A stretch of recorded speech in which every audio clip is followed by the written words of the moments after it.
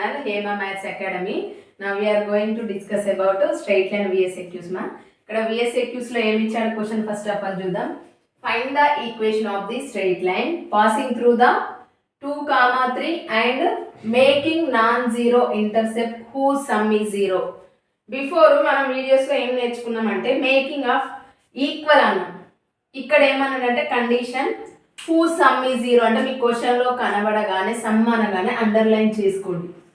whose sum is 0. Some is 0 అంటే మీకు ఒక ఐడియా రావాలి. ఆ ఐడియా ఏంటో నేను చెప్తాను, ఓకేనా? ఫస్ట్ ఇచ్చిన కండిషన్స్ నోట్ చేసుకుందాం. Let the equation of the straight line, ఓకేనా?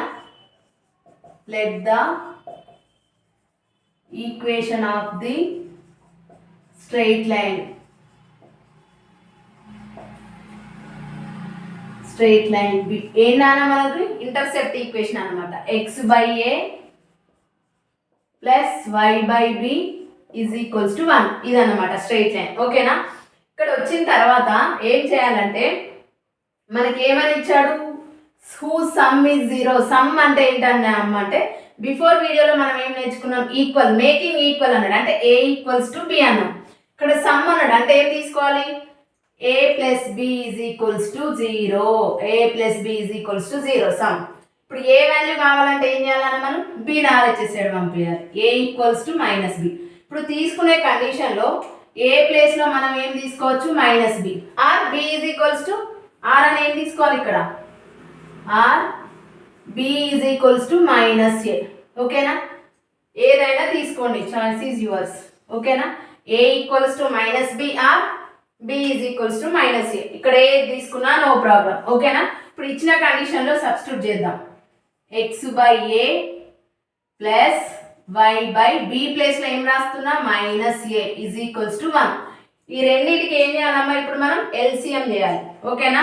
ఎల్సిఎం అంటే ఇక్కడ ఏమవుతుంది, x/a, ఈ మైనస్ అనేది న్యూమరేటర్కి మల్టిప్లై అయితే మైనస్ y/a ఈక్వల్స్ టు 1. ఇప్పుడు ఎల్సిఎం చేయండి.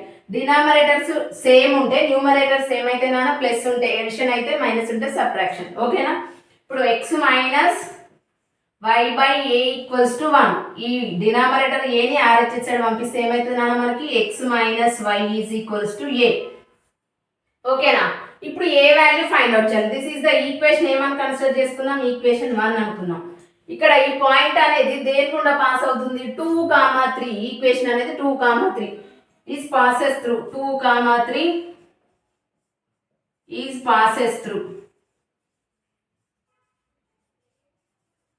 పాసెస్ త్రూ ఏంటన్నా మనం ఈక్వేషన్ 1 అనేది పాస్ అవుతుంది ఆ పాయింట్ కూడా. అప్పుడు ఏమవుతుంది, x ప్లేస్లో 2, y ప్లేస్లో 3 సబ్స్టిట్యూట్ చేయాలి, ఓకేనా? 2 minus 3 is equals to a, ఓకేనా?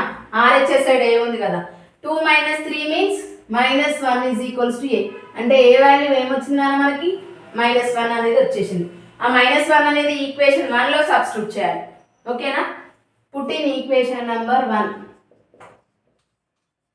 ఈక్వేషన్ 1లో సబ్స్టిట్యూట్ చేస్తే ఏమవుతుందమ్మా, x minus y is equals to -1. ఈ -1 LHS సైడ్ పంపించండి.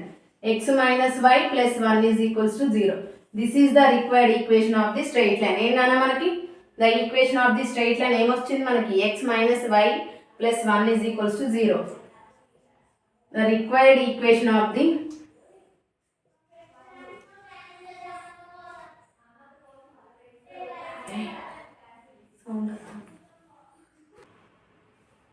Required equation of the straight line ఏంటన్నా మనకి,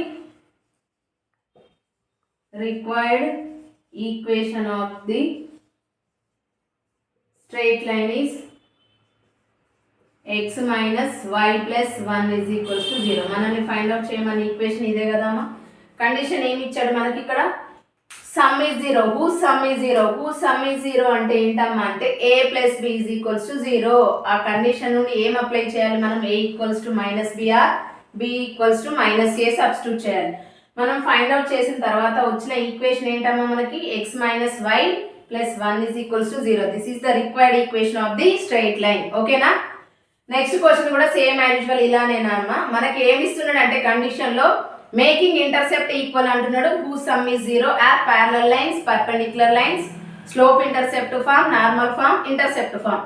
ఈ కండిషన్స్లలో ఏది ఇచ్చినా మనం ఆ క్వశ్చన్లో ఇచ్చిన కండిషన్ అప్లై చేస్తూ ఈక్వేషన్ని ఫైండ్ అవుట్ చేయాలి. ఓకేనా?